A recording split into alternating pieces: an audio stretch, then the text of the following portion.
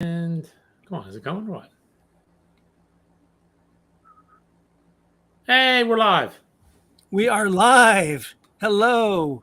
Booze Dancing is Hello. live again across the airwaves.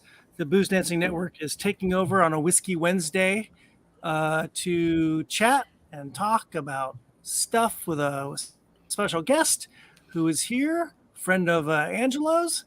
Should we just bring him right in? Well, what do you think? Should we run a quick intro? Run a quick intro, then we'll bring our special guest in. Well, our guest is here. He's here, but you're going to run an intro, and then we'll bring him back in. All right, fine. All right, let me run the intro. Okay. Welcome to What We Watch When We Drink, a Booze Dancing Entertainment Network podcast featuring lively discussions about movies, TV shows, and anything else that we're watching while we drink our favorite boozy beverages. If you enjoy this show, please subscribe on Apple, Spotify, Stitcher, Google, Audible, and anywhere else you get your podcasts. You can also find us on boozdancing.com, and if you have any questions, comments, show or drink suggestions, email us at boozdancing@gmail.com. We'd love to hear from you.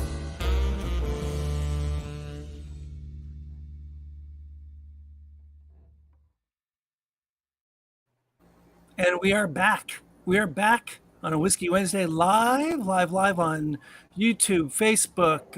Where else, Angela? We are on LinkedIn, Twitter.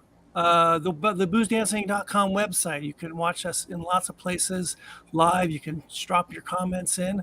How are we doing today on a Wednesday? Doing good. We're good. We're good. All right. Well, we have a special guest tonight. Rarely do we get folks from the industry to come in and accept. They all actually we always get in guests from the industry, and they always have last names that start with a Z. Have you noticed that? That's true. Is right. That's true. We had Lisa Zambetti, and now we have Michael Zampino. That's right. And next we're gonna get who? I don't know. Zorba the Greek. Zorba the Greek. Not available. Wasn't there a Zanuck in the movie industry? Daryl Zanuck will be on next week. That's right. There you go. We could do that. Michael, welcome to the boozdancing.com podcast. Thank you very much. Hello. Hey, we got a substitute mic because the other mic can't make it. So this worked out pretty good. Other mic's not here, right? So I'm sorry I'm not Richard Zanuck, but who produced the movie we're going to talk about. But I'll stand in if you don't mind. Oh, perfect. It works. So it works for me. You guys know each other, right? Yes. How do you know each other? Well, I used to work at his dad's Colonial Village meat market in South Philly, which was down the street from my parents' house. And I worked there for 2-3 years when I was in high school and into college? Yeah, some very important years. We were, I think, junior or senior year, something like that in high school. Uh-huh. And we hit it off pretty well. So much so that we're still doing this 30 plus years. That's right. Almost 40 plus years. Oh, please don't remind me. Don't remind me that's almost 40. Keep that down. So, you said 30 years. So you have been in Hollywood for about the entertainment world for about 30 years, right, Michael? Yeah, I first came out here in 1993. I had a golden opportunity. I had been working in New York City with a small music video production company, and we got an opportunity to produce a Lethal Weapon 3 music video. Of course, we didn't know it at the time, but we just were told, okay, be at this certain location, and we'll fill you in when you get there, and have all your equipment, and bring take all the stops out. We're going to need Steadicam and everything. We got there, and Dick Donner and Joel Silver were there, and we found out we were going to be recording with Sting, Eric Clapton, David Sanborn. Oh my gosh! Quite a thrill. And that led to an opportunity where Joel, I guess, liked what I did, and so he hired me to be an assistant for the head of production, which I was for almost a year. And that got me the taste of it, although it didn't last too long. It lasted about 9 months. I did a couple of films, Demolition Man being the main one, which I'm always pleasantly surprised that people remember and and they always come up to me and mention about that film, which was an amazing opportunity. I mean, it seemed to have shot for weeks and weeks. I know we went over the 12 weeks think we had allotted, and it felt like it was more like ended in 16 weeks, but that's another movie to talk to you about someday. But I ended up coming back to New York, and then eventually back full time in 2003. I've been out here ever since, producing movies. And now can we say who you work for now?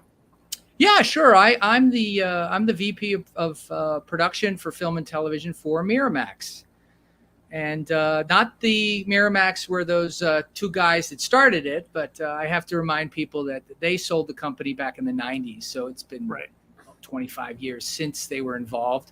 So we've been making quite a number of films, a couple of which I'm very eager to come out in the next this coming November with Paul Giamatti, called The Holdovers, which we're very excited about. And then next year we did a film with Robert Zemeckis, who's one of my favorites. His Back to the Future influenced me a great deal, which I told him, so I had to thrill to talk with him. He's as cordial and pleasant as I'd hoped. And that's going to be basically bringing back the old Forrest Gump crew with Robin Wright and Tom Cruise. Wow. Not a Forrest Gump movie, though. Tom Hanks. But this is not a Forrest Gump movie. It is not a Forrest Gump movie. It's just we have Alan Silvestri, the guy who did the score, who's amazing, one of my favorite composers. And that project should come out sometime next fall. Fun. Wow. So who owns Miramax right now? Is Miramax on their own, or? Miramax is currently owned by Bein, which is an international company out of Qatar or Qatar, depending upon your pronunciation. And they're 49% of the company is owned by Paramount, and that's what's happening currently. Nothing's really happening because as we film this, of course, there's dual strikes happening. So everything's kind of been put on ice until that gets resolved, which I hope is very soon. So we had Lisa Zambetti on a few times. She's a casting director. And she got to tell us and our audience about what casting directors do. For the folks at home, talk about what actual producer does. And you actually have line producer in your credits. What does a producer actually do? Well, a creative producer, there are many different types of producers. A producer could be, if you're a true independent, it could be the uncle that gives you the money. Or it could be, in my profession at my company, it could be my CEO who will greenlight the films, and he nurses the films from script all the way to post-production. A line producer, which what I've done most of my life, is the nuts and bolts producer that runs the day-to-day operations of a motion picture. So he or she's hired once a screenplay is written and is at least considered to be greenlit. And that's when I would do a script breakdown. I would schedule the film, figure out how long it's going to take to make, ballpark, and then create a budget. And I would go back with that number to the producers or the studio, depending upon who's hiring me. And I would tell them my professional opinion of what the film's going to cost.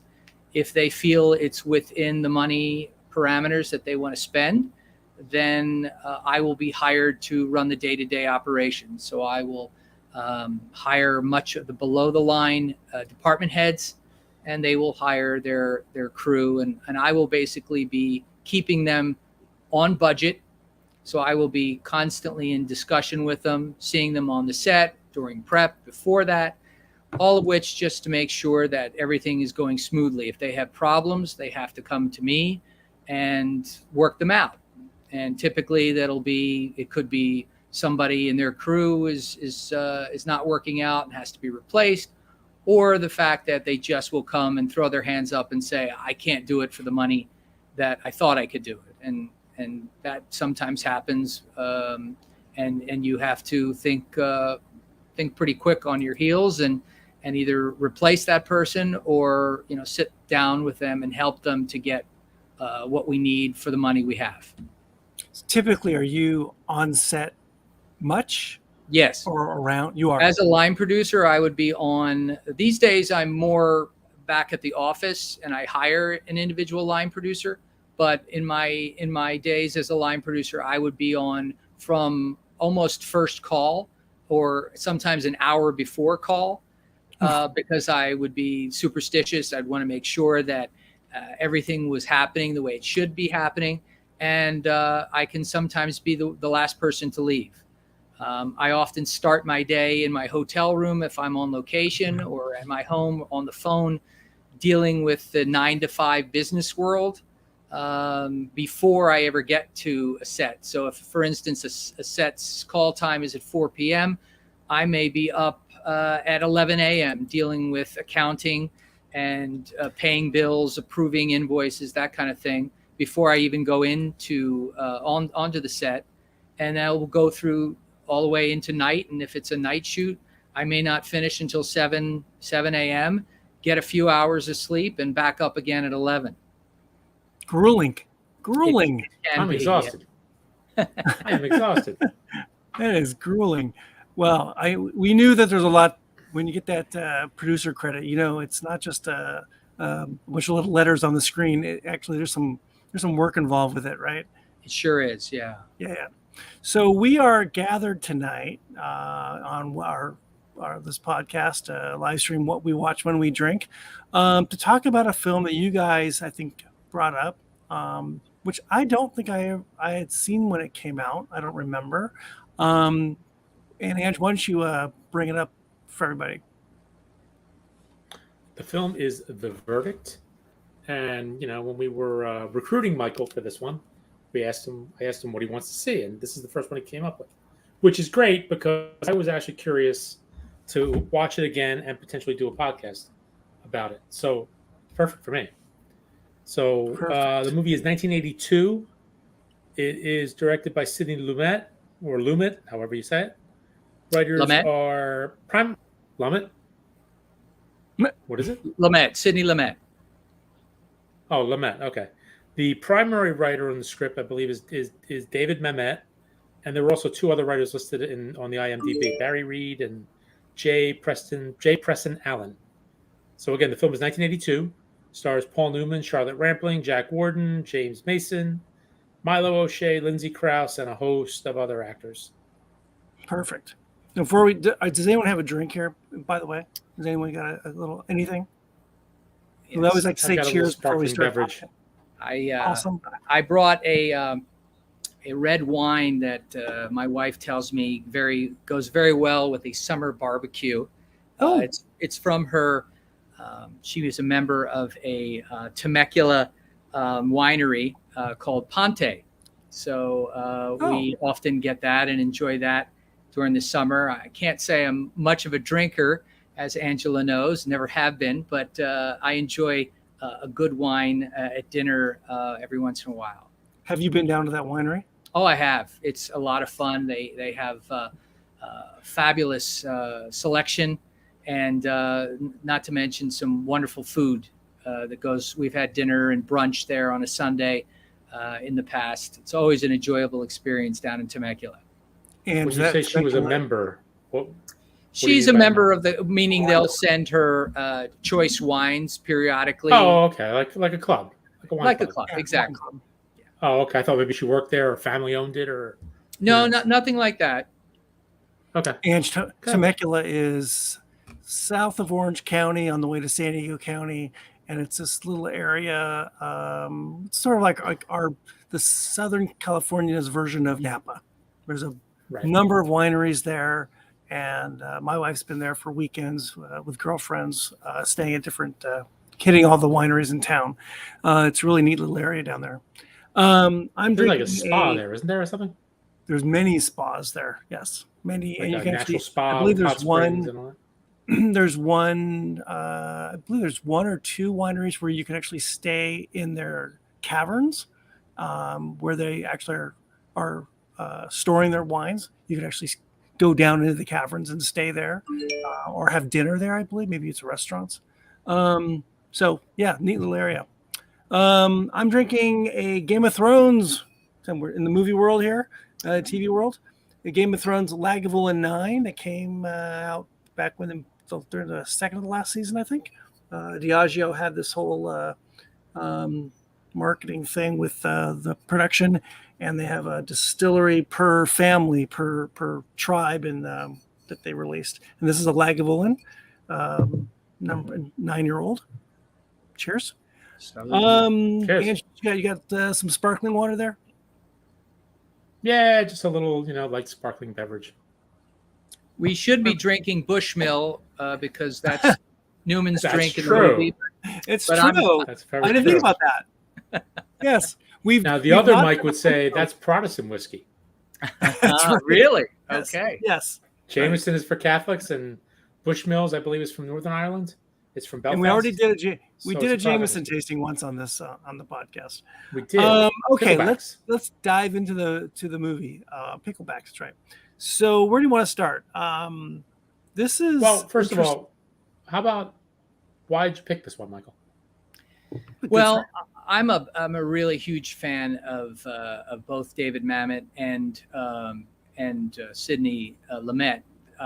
Ever since I saw his 12 Angry Men, which was his first feature, I fell in love with the courtroom drama, and he's done so many fine films like Network and oh God, of course I'm drawing a blank right now, but he came from television, and he was an actor, and he really was known to be an actor's director. Someone that they love to work with, someone who would do a lot of rehearsing. He would constantly work with the actor before they ever got to set to make sure they worked all the kinks out. And I think, especially if you look at the DVD commentary on this movie, he talks about that and how much it helped with a lot of the actors' performances, and it sure did, in my opinion. This is just a crisp film. I mean, I could go into it, the lighting. I could go into the art direction. There's so many things that I love. The camera movement, the old-fashioned stills and dolly work that's in this movie. He doesn't waste close-ups. Like today, or it's not about quick cutting. There's a lot of scenes in this movie where he stays what feels like minutes on one shot, and he lets the performance come through. He doesn't always need to tell the story, as I say, in close-ups. He saves those for incredibly important moments that we can talk about when we go through the movie. But he doesn't waste anything. He's a very economical director who, when he would go location scouting, he would, as he says in the DVD commentary, he would let the location talk to him. If the location needed a lot of things to be brought in, it wasn't right for him. He almost liked a location to be ready just the way he found it, with very little art direction necessary. He said it was already there. And there are a lot of locations that he talks about in this movie where, the library where Paul Newman and Jack Warden are researching. He just found that. He came and he found that, and he didn't have to do much work for that. So it's a very, he says in the director's commentary about how sometimes movies will just come to him and he won't have to do much thinking. It'll all feel natural. And this is one of the films that he talks about. It just feels like an old-fashioned movie that you don't see, and you probably wouldn't see made today, especially if it didn't have an actor of Paul Newman's stature. It's the kind of movie that doesn't blow you away. It's not a movie that could be made into a fantastic, exciting trailer. It doesn't have chase scenes. It doesn't have all the bells and whistles that we often see in today's movies. But for me, as a film student, I remember it from the very beginning and watching it when I was very young. And it's, as you can see behind me, That's a still from the movie, as well as a few other stills and nerdy things that I have behind me. But it's to me, it was the film that Newman best deserved the Oscar for. Now he would, I absolutely agree. We know that, you know, he later gets it for The Color of Money, and he did some incredible work in The Hustler and in Cool Hand Luke and so many other films. But I think this is the movie that he challenged himself. He took on the role of an alcoholic, of someone in utter despair, someone fighting depression, someone living in the past. And he made it his own and was well deserving of the nomination. He just ran into that year a buzzsaw that Gandhi took most of the awards that year. And that's a shame, not to say Gandhi wasn't deserving. But again, if we could go into that year's choices today, we would probably say that E.T. Might have been a valid choice to win. It certainly has held up. Not that Gandhi hasn't, but the film was nominated for 5 awards. Unfortunately, didn't bring in any. That is, the verdict. That's amazing. Yeah. Yeah. Those, we should only wish to have quality films such as this one in today's Oscars. I found a Roger Ebert review of it, and he had this great paragraph about Newman. He said, Frank Galvin provides Newman with the occasion for one of his great performances. This is the first movie in which Newman has looked a little old and a little tired. There are moments when his face sags and his eyes seem terribly weary, and we can look ahead clearly to the old man he will be playing in 10 years' time. Newman has always been an interesting actor, but sometimes his resiliency, his youthful vitality have obscured his performances. He has a tendency to always look great, and that's not always what the role calls for. This time, he gives us old, bone-tired, hungover, trembling, and heroic Frank Galvin, and we buy it lock, stock, and shot glass. Touche, Roger. Touche, yeah. It really nailed it, because he's just an amazing presence on screen whenever he's on screen. And even when he's in the background of a shot, he's still a presence there, and never bigger than the moment. And maybe that has to do with the directing, or maybe it has to do with a great actor. I'm not sure. Well, Aaron, I agree with you. There are scenes in the movie. One particular, I remember when Jack Warden's character Mickey is trying to cross-examine Dr. Thompson's character, and you see Newman's character Frank Galvin in the background, almost cringing, because he knows that this person will not help his case, and that he's thinking inside, what am I going to do? What am I going to do? He's in a panic. Yeah. We talked about his alcoholism, that ironically, Robert Redford was going to initially play this role. I saw that. Yeah. He just said, I don't want to play an alcoholic. I didn't want to. And Sidney talks about the fact that Paul, when he read the script, he immediately took a liking to it and took to the challenge, where, not to say Robert isn't a fine actor, but he just didn't feel the character like Newman did. And, Newman started working, as I mentioned before, during rehearsals. But after 2 weeks rehearsals, he said that he knew he had so much work left with this character. So, there's a lot of things that he brought to the character. You mentioned how tired Roger's critique when he was analyzing the film. He's exhausting to look at. This is a man who spends most of his nights at a bar drinking pretty heavily. He has the shakes. There's a scene where he can't even pick up his shot glass. He has to go down, sip it to taste it. He typically will, as an ambulance chaser, as this character who's so desperate, and he will go in and spray Banaka. Which I remember that. That was funny to see. And Newman, that was his choice. He said, and the eye drops, something that, and the eye drops, and the eye drops that he uses a lot. So he brought a lot to the character, and as I said, it was an incredible performance of desperation. A lot of people at the time criticized the movie, saying, "Oh, this is against the Catholic Church," or "You're criticizing hospitals." And no, it wasn't any of those things. It was a story about a man's redemption, somebody that had a history, had fallen, was at his lowest point, and took a case that he felt could bring him back to the point that he had once was, the excellence that as a lawyer he once had. And this shows it. Do you have a synopsis of it? I mean, it was very, very brief. It wasn't. I went with the shortest one. There were a couple that were too long. It's like, who wants to read all that?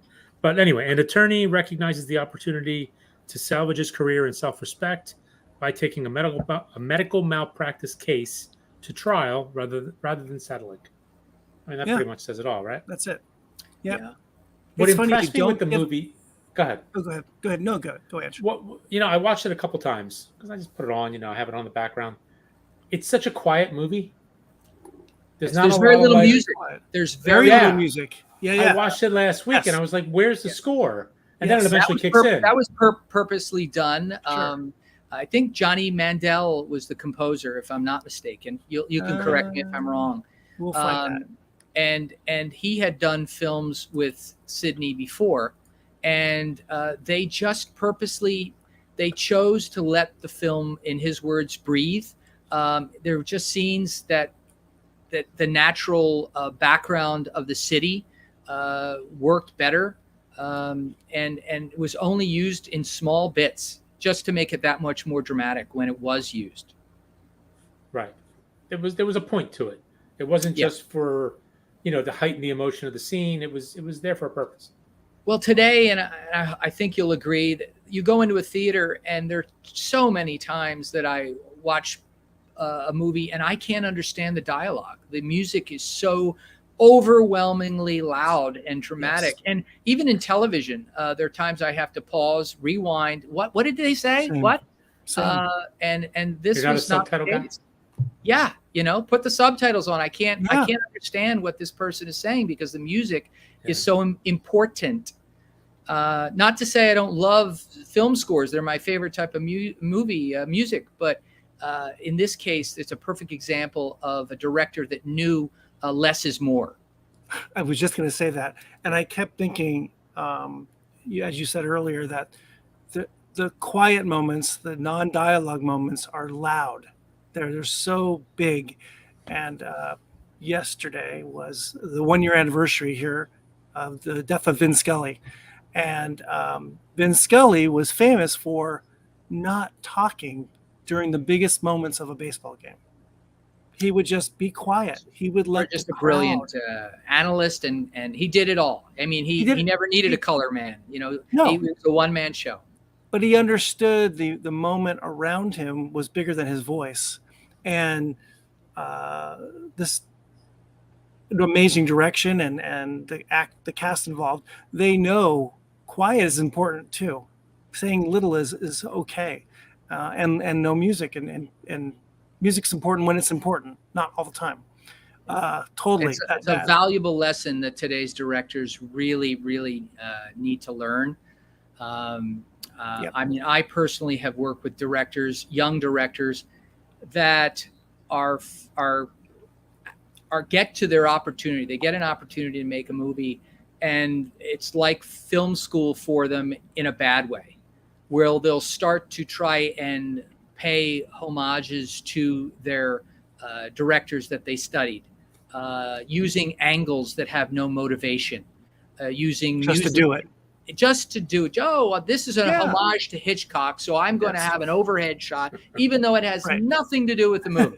Yes. And you like, what's the motivation here? Did Dracula just come and is he hanging up there? I mean, why are we doing this? And it's a frustrating, and a lot of directors don't want to take the studio's notes, even though with my experience, I just, I would never go and say, this is the way it should be done, but I will always suggest and say, how about this instead of this? And, some directors feel that they need to be cocky. They need to be overconfident, and they don't want to take it because then they'll have been I guess what's the phrase? They'll not be staying true to their selves and to their vision. But it's a give and take. There are going to be times when you have to be strong, and yes, you need to stick to your guns. And then there are other times where you have to, say, hey, that's a better idea. But here's a man, we're watching a movie in Sidney Lumet that had cut his teeth on live television in the heyday of the classic American television in the 50s, and was prepared and understood, as I said before, the actors. He had worked with these actors before. He had worked multiple times with James Mason. He had worked multiple times with Edward Binns, who, these were great character actors. I could start pulling up some of the names, and I'd love to. This is amazing. I'd love to talk about some of the performances. Yep. Individual performances in here, especially James Mason, who was nominated for an Oscar. He was absolutely brilliant. He's brilliant. Always has been, and this is even more amazing. Yes. I really like. Jack Warden is kind of like an unsung hero in this one. I love Jack Warden. Sidney talks about how wonderful, how real his characters always are. Like when he's when he's frustrated with Paul Newman in the beginning, yes, and he's telling Frank, "Look, I can't do this anymore. Yeah, you're washed up. You're a mess. You're never going to change. I just can't do it." And you just see the look on his face. And it's cold water for him. He's waking him up as he's coming out of a stupor, from a drunken stupor. He's taking it all in. This is his mentor. This is a father figure for him, and we believe Jack's character. We believe Mickey and everything that he's telling him, that he's just done. It's an overused line, but I'm getting too old for this. I think it's used in this, where he says that to Frank Galvin's the character, and it's true. He knows that this is his last shot. He's not going to do it anymore. Going back to Lethal Weapon that you were talking about, that's the Murtaugh line. I'm getting too old for this exactly. shit. Yep. Exactly. It tends to be overused today, but back then it was still rather fresh. Fabulous cast. Even Lumet talks about the fact that Charlotte Rampling actually reached out to him. She was living in Europe, in France, and flew herself over to audition, to put herself on tape. And they knew he had wanted to work with her, found her. I think he had a little crush on her, and said that he had wanted to find something to work with her. And this turned out to be it. And she was just really understood the character, understood the motivations of the character, and really hit a home run with it. I like Jack Warden always, because he's always he's like the uncle that everybody has, right? He's always that gruff but lovable guy.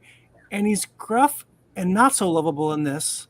He's sort of the voice of reason, or the voice of reason. Voice of reality. Yeah. Voice of reality. And he's not what you normally would see from, at least as I recall, in other roles, that I think of Jack Warden. He could have, in some ways, he could have been Frank Galvin to me. He is just so good at being that fatherly figure to Frank, knows that Frank's got a problem, trying to help him get out of this weird world he's in, and he just wants to help his friend out. Yeah. And but he also understands at some point that Frank's trying to do the right thing, and I'm going to help him do the right thing. Yeah. Right? And he doesn't really, he doesn't, he got this character, as he puts it, as a moneymaker, a way for Frank to pay his bills, to make, $70,000 to $100,000 or so, to get out from under his debt and try and be a stepping stone to returning to a place where, the stature he once had in the legal profession. But what does he do when Frank's character tells him, I'm going to try this case? He says, no, not this one. I know what I told you, but disregard what I told you. Don't do it here.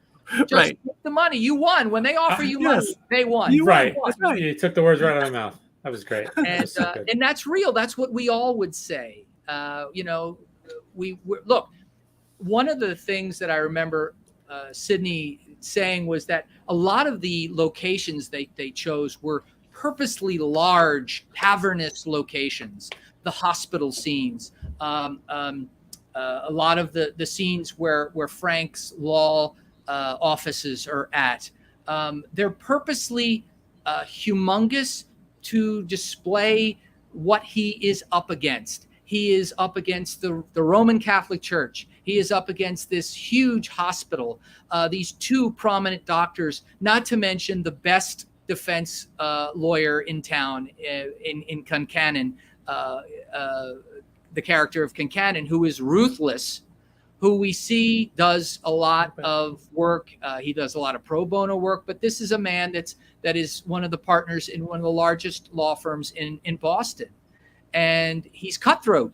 He loses. He ends up getting to Frank's Dr. Kildare, as he called him, and pays him. He said, "Look, get lost. You're going to the Bahamas. You're going to the Caribbean, and we'll see you in a couple of weeks. And get lost. And you're not going to do this." And he puts the right pressure to win, and does whatever it takes to win. So Frank has to overcome this humongous force, and every time he gets a positive thing, he gets to sleep with Laura, and he actually goes home, brings her home to his hotel, and he's happy. And the next morning, he gets slapped down again because he finds out that the offer.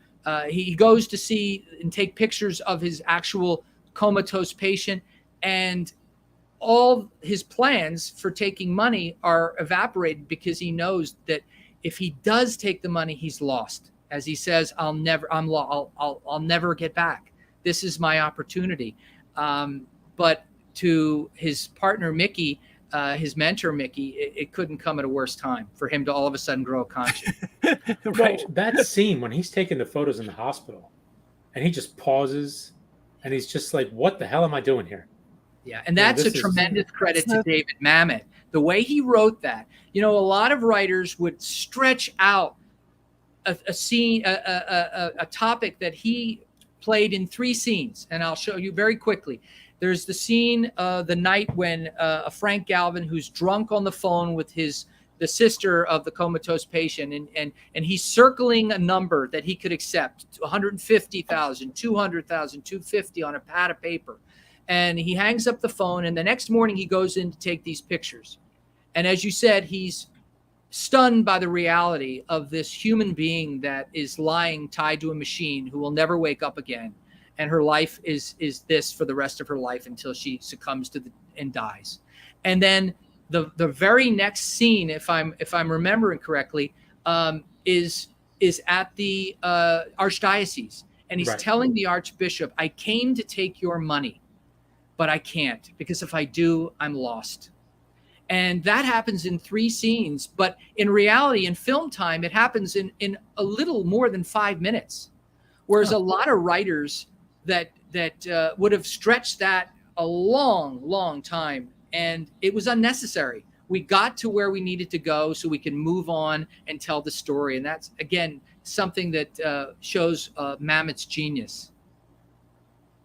And you were going to say something? No. I mean, it's a very efficient film. It's only 2 hours. Very efficient. And what's neat too, and I was thinking about it because I had it on a little while ago. In the beginning, the opening scene where he's playing pinball in the bar, and he's in silhouette. He's completely dark. Yeah. And he's down and out. He's not winning against the machine.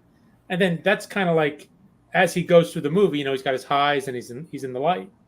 He's back in his lows. He's back in silhouette.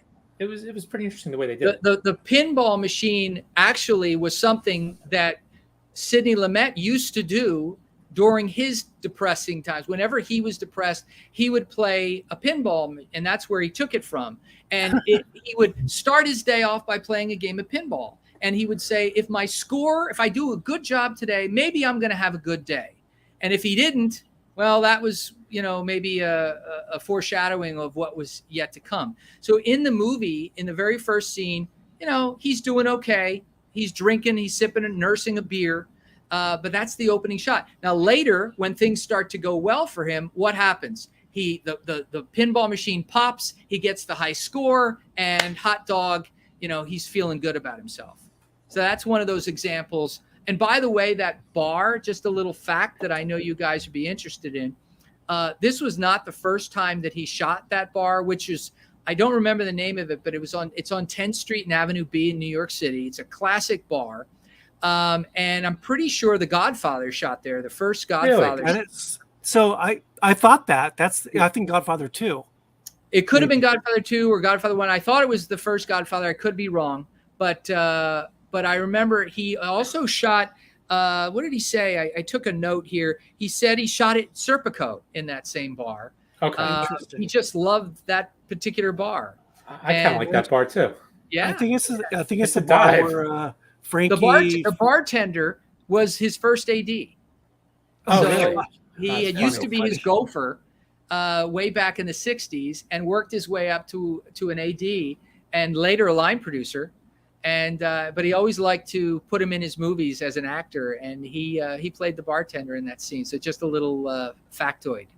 Yeah. Oh, you're right, Aaron. You were saying Frankie Five Angels. I think When they that's go the in to same get him. bar. It could very well be. It was Yeah. a very, very popular bar that He he comes just done him down. again, when he saw those locations, he knew I don't have to spend an enormous amount of time bringing in items and props and set dressing to make it look. It's here. Everything I need is right here. So I thought, Michael, you were going to say that you love him as a director because he's from Philadelphia. That's what I really think. Well, I get a lot of grief because I'm out here in LA now. But yes, I'm a 4 for 4, as Anthony Gargano would say on 97.5 The Fanatic, which I listen to every day. Putting in a plug for them. You can take that out if you can't. Nah, I'll put it in. I'll leave it in. I wake up at 7 in the morning, or sometimes earlier, to the morning shows, just so I can feel closer to what's going on in Philadelphia sports. And that is a great fact. He did. I think he was born in Philadelphia or raised in Philadelphia. I think I saw Born at least. Yeah. Yeah. And Jack Warden's from Newark, so and he's a Jersey guy. Right. Not so far away. Yeah. So let's talk about James Mason. Yes, let's do that. He's a Hall of Fame kind of actor, right? He's a guy that brings, as Sidney says, you didn't need to do much. He showed up and he had the character, and he got it from the start. And there was 3 actors that weren't necessarily the finest actors ever, but they were 3 in Lumet's point of view, 3 of the greatest film actors, and he was one of them. The others were Spencer Tracy and Henry Fonda, and he got to work with 2 of them. He worked with Henry in 12 Angry Men, and he got to work with James Mason over and over again. But essentially here, and he ended up, as we said prior, getting a nomination for Best Supporting Actor for this. He doesn't have this large figure. He's not a big man. No. He sort of looked with that large suit he wears. He seems even smaller, but he's got this looming presence, especially over the archdiocese. Yeah. He has the archdiocese in his back pocket. He's got this law firm that he's the man, right? He's the guy, and everyone. He's the Prince of Darkness. Yeah, right? He's totally the Prince of Darkness, but he's not the effing Prince of Darkness. Yes, he's not that big looming character, large person. But the way he speaks, the way he moves, he is just big. He makes that character so much bigger than it is. He acts with a lot of his eyes, his facial expressions. I love how he takes his fingers in many scenes and will be like, and he'll touch his lip, and he'll whisper something to a fellow lawyer, and you could barely hear it. And I've rewound it over and over again, and I can't understand what the hell he's saying, but it came out of his lips, so it must be important. And he's frighteningly dominant and in control. And the only weakness you ever see is the very toward the end of the movie, when he realizes that this judge, played by Milo O'Shea, he doesn't have him in his back pocket, because up to this point he's basically in the bag for him, and he's doing everything that he could possibly want a judge to be doing, and he starts to sweat, so to speak, because the judge is allowing Lindsay Krause's character to Caitlin Costello-Price to testify. And he knows, even when his doctor Tolan grabs him after the judge has said, "Oh no, we're striking that all from the record," and Tolan's character grabs him and he almost pulls away because he's watching the jury for their reaction, and he knows we've lost because they believed her. No matter what I did everything by the book, which, by the way, that actually is real legalese in Boston, and they have their unique way other than most cities in the country. But everything he says, where he says that has to be stricken from the record, blah, blah, blah, that's true. And Lumet certainly did his research about that. But that's the only time you see weakness in his character. He's so dominantly cocksure about everything. It's absolutely fabulous by James Mason, who I remember from North by Northwest, who again played a very subtle villain in a role that was so underrated. I could go into some of these favorite movies of mine, but before, I really want to talk about Lindsay Krause for a minute. Married to David Mamet. Would say that for a little while. Well, David Krause she was married to, but that's not the reason she got the role. She had done other Paul Newman movies, and one I'm sure you remember, Angela, when they did a slap. What was it? The hockey movie. Slapshot. Right. She was one of the women that I think it was the ex-wife of one of the players that Newman's character sleeps with. That was Lindsay Krause, and Lindsay loved to do accents. And as you could probably hear in this movie, she does a pretty thick Irish accent in this movie, and it's so incredible that there are very few, as I mentioned earlier, close-ups in this movie. But one of the first in the movie is when Newman flies down on Eastern. Remember Eastern Airlines? Yep. When he flies down, I remember that from Philadelphia. That's good. Frank. And they fly down, and Frank flies down, and he confronts her in the schoolyard at the school where she now teaches children. And we zoom in because she knows who he is. She sees the Eastern ticket in his lapel, and her face is just softens and like, oh no, they found me. And Newman says, "Will you help me?" And I think she finally comes, as we see, she comes to the realization that she has to do what's right. She's got to stop running, which she has been doing. And that scene when she basically breaks down after cross-examination by James Mason's character, Concannon. Here's a little factoid. Something that Lumet had never seen before. The actors applauded. They stood up and applauded the performance by Lindsay Krause. That's how incredible it was. And he says, I've seen a lot of crews do that, but this was the very first time I saw actors, and they were all there.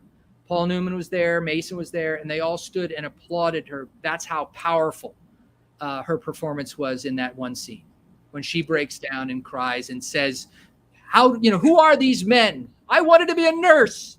And you look at it, and I still get weepy. I like you guys, I watched the movie before we did this, and I still get overwhelmed emotionally at how powerful her performance is. Although it's funny because what I think about when she says that is, who wants to be a nurse? I mean, really? Maybe it was a little certainly more not today, the way they're treated, but you can only imagine how they must have been treated back then. Yeah. And this kind of talks about it. They talk about how doctors kind of shit on them. Totally. They still do. They still do. Yeah. Yeah. Yes. They're still the general. It takes a devotion that these women and men now, really perform, and they're the true lifesavers in hospitals. It's a thankless job, but they deserve all the thanks that we give them. When you hit that call bell, who shows up? The nurse. Yeah, that's right. Not the doctor. Doctor. So, Nope. But anyway, Back to James Mason for a second. Yeah. I love the juxtaposition of him in his conference room with all these partners and juniors, and they're laying out this strategy. This is like the big bucks, because they've got a big client, the church, and this is how they're going to do it. And this is what this guy's going to do. And this is what this guy's going to do. This was everybody. Whereas Frank, in his little ramshackle little piece of crap office, and crap's everywhere. There's booze and there's cigarettes, and it's a mess. It's just this little guy versus big guy thing. And it's, apples and oranges. They shouldn't even be in the same movie or same world. And that's the essence of the David and Goliath, right? Right. And that's what what we were saying earlier, the grandeur that he's going up against. He's going up money. He's going against power. He's going against experience. And he has to overcome all these things, which, he has to battle. And he's still battling through bouts of depression through the movie. Every time he has an up, he's kicked down again. Something happens. He goes to Laura for comfort, and she says, she's like a mother. She's like, get out. I can't invest in failure anymore. I can't do that anymore, which tells us a lot about where she's coming from. We later learn that, she's divorced, and, she must have had a horrible marriage because she left her husband and is trying to get back into law, and does something that, she's obviously guilt-stricken throughout the end of the movie, and is trying to talk to Frank, but never seems to have the time to pour out her heart and say, I'm sorry, I did this. Can you forgive me? And as we find out, he finds out through Mickey finding the check in her bag.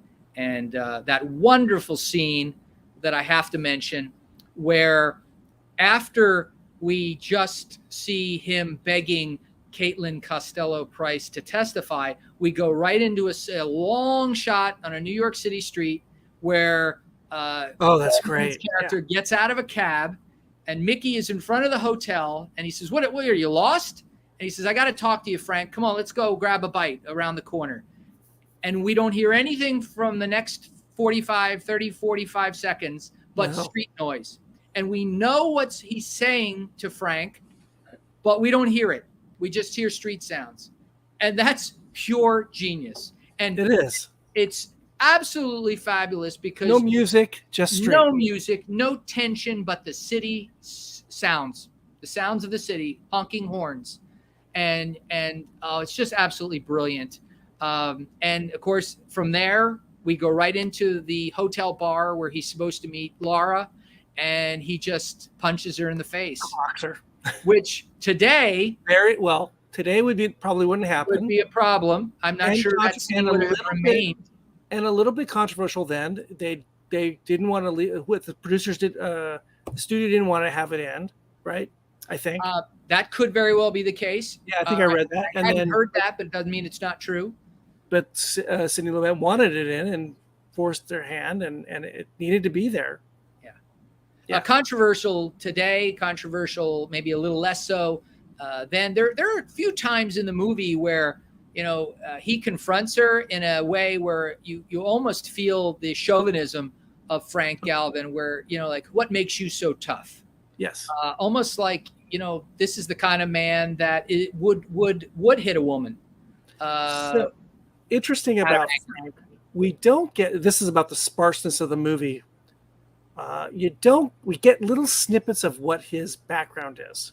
Not a full long, he was in jail for this, and this, or he was barred from practicing law. We don't know where he grew up. We don't know anything.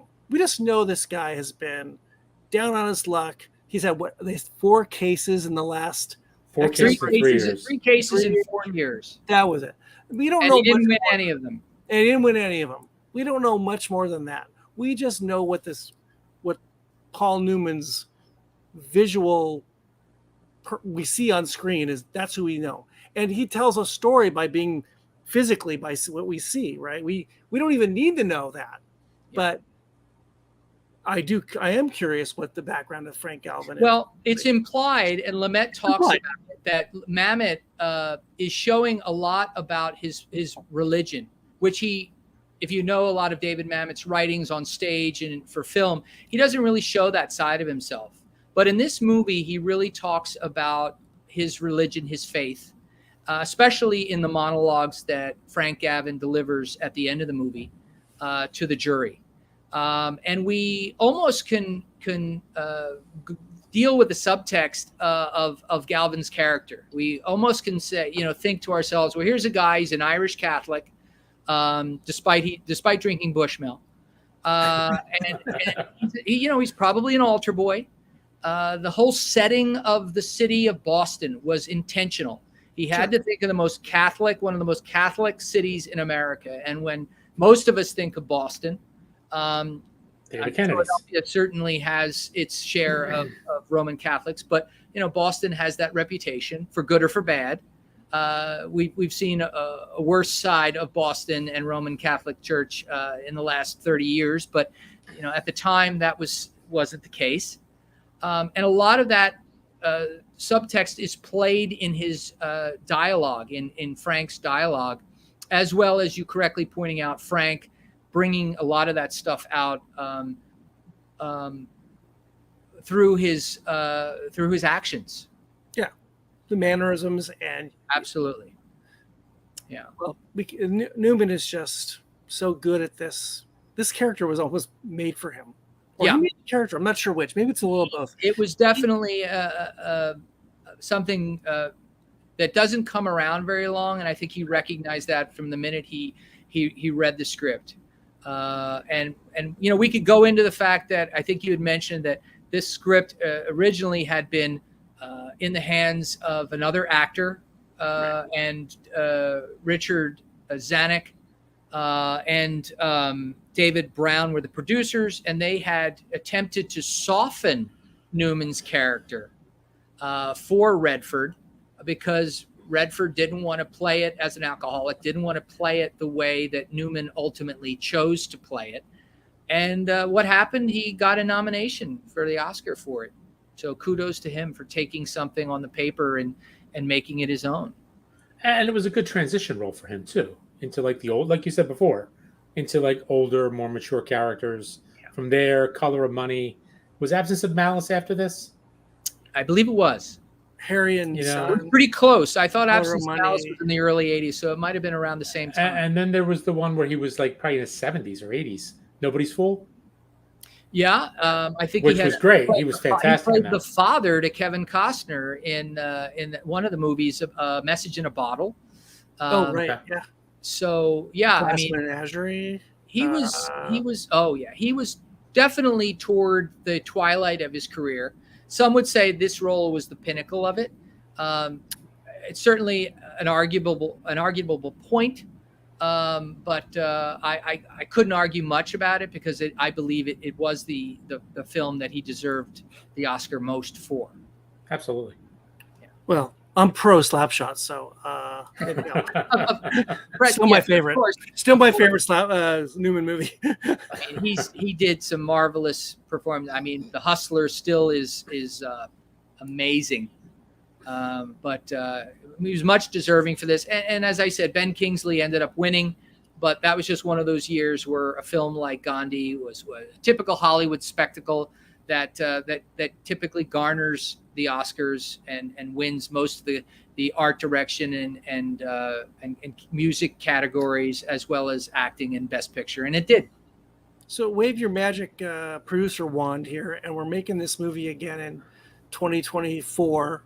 And so who do you see playing that role? Because I could see a few people playing that role. That's a great question. Frank Galvin? Frank Galvin's character. Ooh. Yeah. That's interesting. You said somebody earlier that you're going to be working with, and I think you could do it. Is Tom Paul Giamatti? Tom Hanks. Yeah. Tom is absolutely fabulous, and I wouldn't be surprised if he didn't get some type of accolade for this film he's doing for Bob Zemeckis that I told you about earlier. But I don't think there's anything that Tom can't do. You know, he's one of those actors. I used to think that Tom Cruise, as he got older, would kind of morph into a Paul Newman-like actor. He still is a handsome man. He still has, you know, he's got his pros. Some people don't like him because of his religion. He still knows how to deliver a blockbuster. He's a passion, and from all that I've been told about working with him, he takes care of his crew. I don't think he's got a lot of friends in the stunt department. Because most of his stunts, but overall, I've heard negative, I've heard positive. But you know, if he were to mature, maybe I think Tom's got to be a little around my age. I'm 56. I think he's got to be around that age. In the next 5 years, I think he could probably play that type of role. Yeah. It's funny you said that. I just did the math in my head here. Paul Newman's around our age in this movie. He's 57.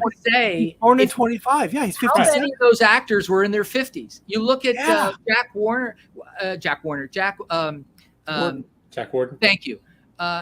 He's probably in his late 50s at that time. I mean, would you have guessed?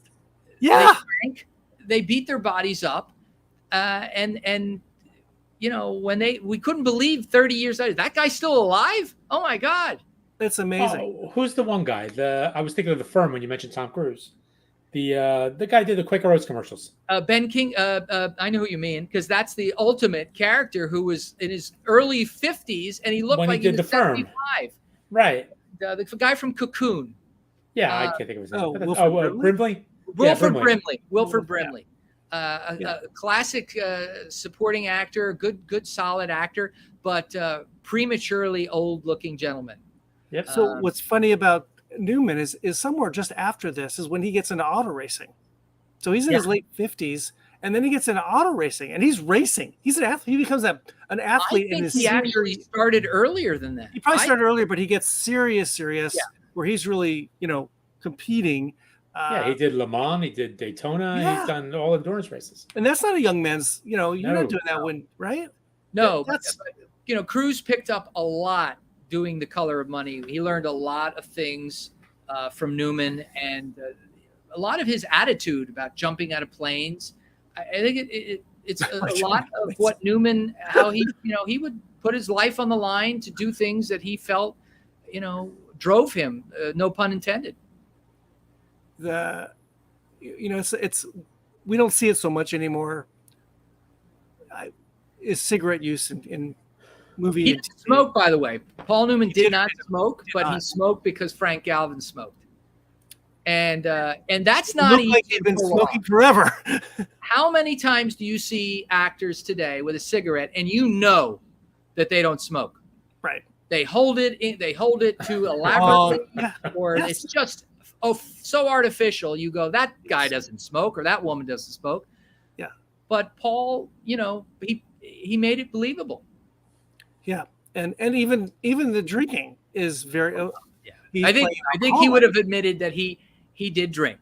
He knew that. He knew how to do that. The famous Newman joke about 24 beer cans in a case of beer, 24 hours in a day. Coincidence? I think.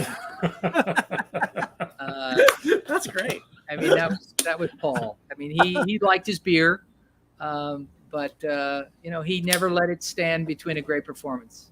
Hey, Ange, were you trying to look at any of the labels on the shelf in that bar? I couldn't really read them though. They were. I think there was just old Glenfiddich and, but that was a pretty much no nonsense bar though. I just like when he said, "Just give me a beer." Didn't ask for anything particular. Just give me a beer. Well, we imagine that he's been in there so many years and so many times that he knows exactly what he has a tab, right? It would have been unnatural and unrealistic for a guy that supposedly was his second home was that bar, for him to go, let me have a Pabst Blue Ribbon, or let me have something. We would have known what he would order. I like the hangover cure that's sitting there in the morning. With the eggs. The eggs. It's waiting for the guy that's been there all night. Crack an egg and just Is drink that it down. is that a thing in bars where they just have? I'm sure it was. Was? I'm sure it was. That is I don't so know. funny. No That idea. can't be just made up for the movie. No, I'm sure it's something. Or like you grab a pickled egg from behind the bar. I don't know. You know that scene you guys were talking about the at the pinball machine in the beginning? Yeah. Yeah. The first thing I thought of was Godfather 2, and Pacino, like with the in front of the window in Nevada at Lake Tahoe, and the lake behind him, and it's just he's a silhouette in the brightness behind him or in his dullness behind him, but he's just this looming character in that light. It's shadows and it's darkness and it's light. It's just beautiful. Well, of course, that was a conscious decision between the DP and the director, who evidently was in love with a Italian painter that I am not going to remember, so I'm not going to try. Caravaggio? He was, what's that? Was it a Caravaggio? Let's say it was. Thank you, Angelo. Yes, it Was it? That's why my friend. It's the only was one so- I know. Oh my God! That's It the only was. one I know. It was. And one of the He's traits so that he was known for was painting a lot of silhouette in shadow. Chiaroscuro, dark and light. Ooh. This guy's See, good. I know something. You I oughta know hire something. him. Look at that. He knows what he's doing. Podcast. He knows Wow. what he's doing. That's absolutely right. And that's exactly what the DP sat down and said, look, this is the motivation here. And so very little times do you see fill light being used. It was oftentimes him coming out of shadows. There's a scene where Laura is comforting Frank, who's lying in bed. The foreground is in complete darkness. The only light is coming from a back door, another room that's lit, maybe the kitchen. And he goes in as she comes into his bedroom, and it's all purposely done that way. And it was all conscious based on this one Italian artist's work. And it really worked well. All the color schemes that were chosen were all autumnal: reds, golds, greens, browns. The only scene in the whole movie where you see blue was because it was unavoidable. It's a scene where Newman's walking up the street, and there happened to be a beautiful day that day, and the water of Boston, I don't know the river in Boston, but whatever the river is behind him, and it's bright blue, and the sky is bright blue. It's the only time there's blue, any type of spring color in the whole movie. Is it the Charles? Is that the river? I think it's the Charles. Could be. And I only know because I'm sorry to there's say I've never been to Boston Prime in the center. I've been around it, but I've never been actually in Boston. So I'll take your word for it. The only other blue that's kind of in the movie is Newman's eyes. Well, that's true. yes, exactly. But that was a conscious decision by Lumet to work with all the rooms are based. Their color base is all autumnal colors. So It's got this. You've got that. The colors does it a lot. It creates that feeling throughout the movie, which makes it feel like a 1930s or 1940s film too, right? This film could have been in black and white easily. yeah, it absolutely could have been, And it would have been just as amazing. Yeah. Because there's a starkness to it, there's a drabness to it, there's a darkness to it. Look at his apartment, where just how dingy apartment. it is and old. And Yeah, it's sink. it's a basement apartment. There are bars on the windows. Yes. It's just a dreary place. A lot of the locations were chosen because they were beat down. They're older. They're the types of buildings. His original office that has that great arch in the background, and you can picture it. Oh, yeah. That's a building that was basically, to make more money, they cut these glorious size rooms in half just so they could get double rent for them. And this was all, stuff that Lumet, when he went on a location scout, discovered all these things and said, this would be perfect. This will work. Hey, Ange, do you have numbers on the movie? Did it do well? Numbers, money wise, I think it did okay. It was a pretty sizable budget for 1982 for this kind of movie, and I assume most of it was Paul Newman's salary. Well, it had quite a cast, so I'd like to think that Right. a good above the line. The numbers were above the line, I'm sure. So the budget, it says $16 million. It came out December 17th, 1982. Gross U.S. box office in Canada around $54 million. Which So I don't know. that Mike, would have is been that a a good flop number? today. That would have It been is a a flop. flop. Yeah. Yeah, but it would have cost $60 million too, though. Of course, you're right. And if you want to use inflation numbers, you'd hope that the profits probably would have tripled along with the budget. But today, the budget would have more than tripled. And again, as a line producer, as a studio executive, I can tell you all the reasons why films cost what they cost. But that's for another show. I want to say one final thing, if you guys have more, please. As you can tell, I love the movie, but No, you think? I know. But No, it's good. I like the passion. How could you tell? I love the passion. One of the things was my favorite about this movie, and I always have to stop it and play it back, is the very end of the movie when you hear the telephone ringing. Oh, yeah, that's awesome. And it rings 14 times. And I used to think it was 13, but I went back and listened to it. It's exactly 14 times it rings before it goes and fades to black. That and the scene, the shot exactly before that with Laura's character drunk. She drops her glass. She's lying in bed with a compress on her forehead. That was not in the original script. That was Lumet adding that because he felt the characters. The ending of the movie was Newman looking across the way at the legal offices in the building there when he's congratulated by everybody after winning the case. He looks across, he sees Laura, he walks with Mickey, he looks back, and she's gone. And then we see them exiting, and that's the end of the movie as written. But Lumet felt, no, and he spoke with the two characters involved, and they both agreed that it needed something. And thankfully, Mamet agreed. And it's just one of my favorite endings of a movie, how it just, the ringing of the phone, no talking. He's drinking coffee, by the way. She's now the alcoholic. She's drinking, and he's sipping a cup of coffee. So that was their way of kind of saying this man has turned his life around. So we never find out what the final. Love that. Cut to black. We never find out what the final verdict, not the final verdict, but the final award is, do we? The amount, right. They just say, can we do more? Can we do more? So we assume it's a lot. I think you can assume it's a lot. Well, early on, if you recall, his bravado of telling them, well, I think you're going to get 5 or 6 times as much.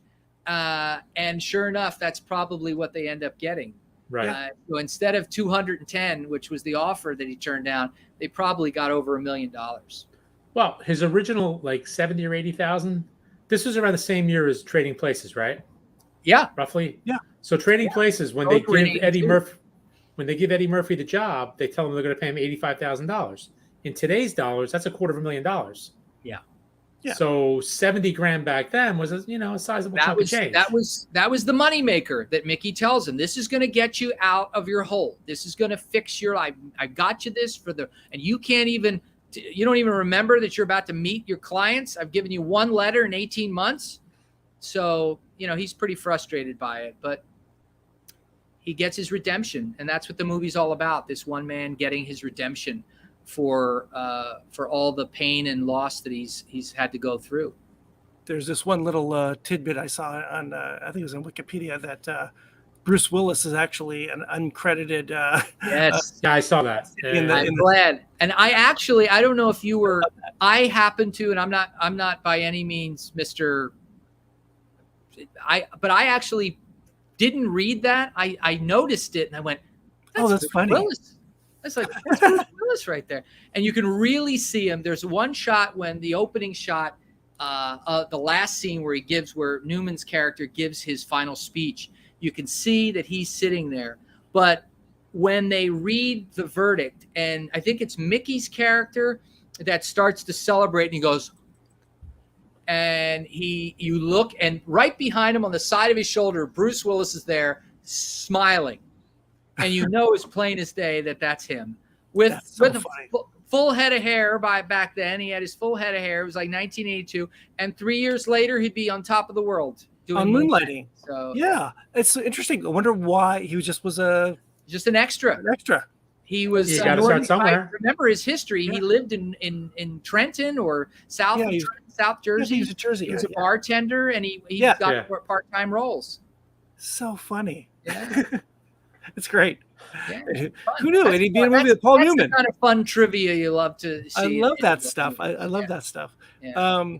God, it's just a great movie, and I'm glad you guys brought it up. And I'm not good with sitting with long movies. I'd fall asleep, so I watched it over 2 nights, and I really absorbed it a lot. It's, and I'm gonna get my daughter, who's kind of a film buff nerd, to watch it. And I think she'll enjoy the whole lighting of it all. That's her. I'm sure she will. Yeah, it's just a spectacular movie, and we just did a podcast a month ago. Ange, we did what's her name, the Joan Crawford movie, Lisa. Oh, yeah, Mildred Pierce. Another one of my Mildred Pierce.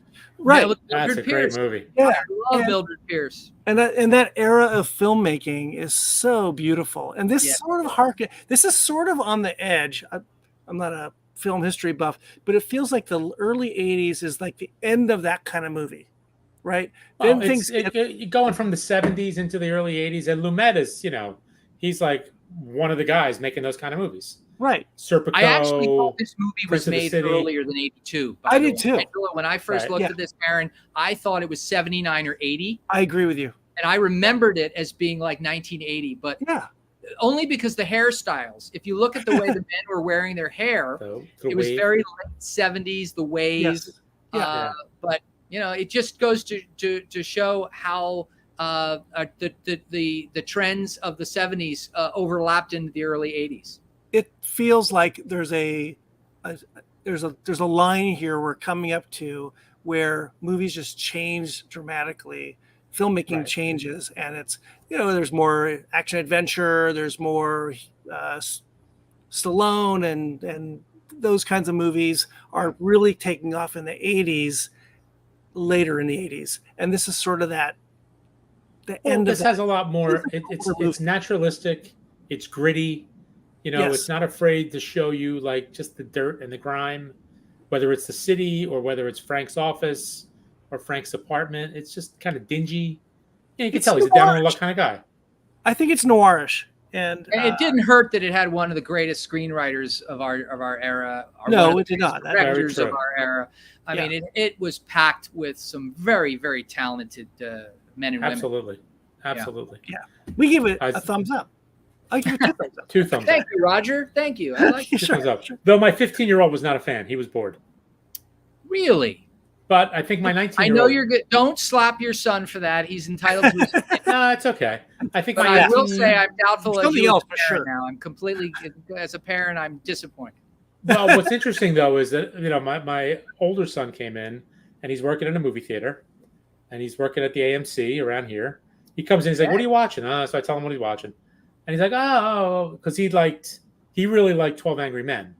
Oh, yeah. So I think he would like this also. So I could probably get him to watch it. I can't imagine he wouldn't. 12 Angry Men was such a tour de force.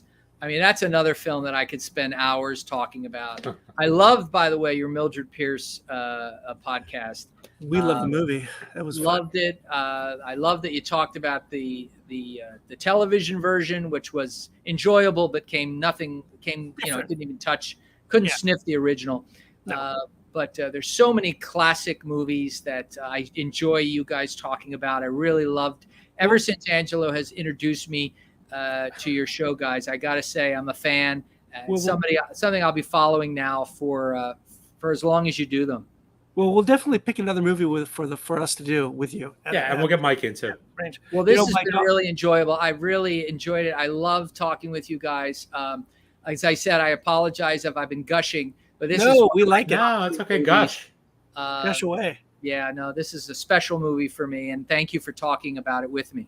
Michael, this has been a pleasure. We've had you on probably longer than you wanted to. It's past. No, I've enjoyed every minute. Thank you for giving me your value. Well, don't go away. We're going to wrap this up, but hang out for a second. Sure, sure. This has been great. We've had Michael Zampino on from Miramax, producer and a lover of a great film, The Verdict from 1982. Just a little bit. Just a little bit. Just a little bit of a fan. And we will have this out on a podcast at some point where you can just download it, listen when you want. And if you've been out there watching, thanks for watching. This is What We Watch When We Drink on the Booze Dancing Entertainment Network. And you want to take us out? Yep. Let's Michael, thank you again. Let's run the old where are the end credits? Thank you. Where'd they go? Where are those end credits? Where are Where's the your end staff? credits? Come Where's on. that staff? I am the staff, unfortunately. Which is always your first mistake. Well, you're overpaid. Oh, here we go. End credits. All right, boys. Boom. Let's go. Ciao. Arrivederci. Ciao. Chiaroscuro.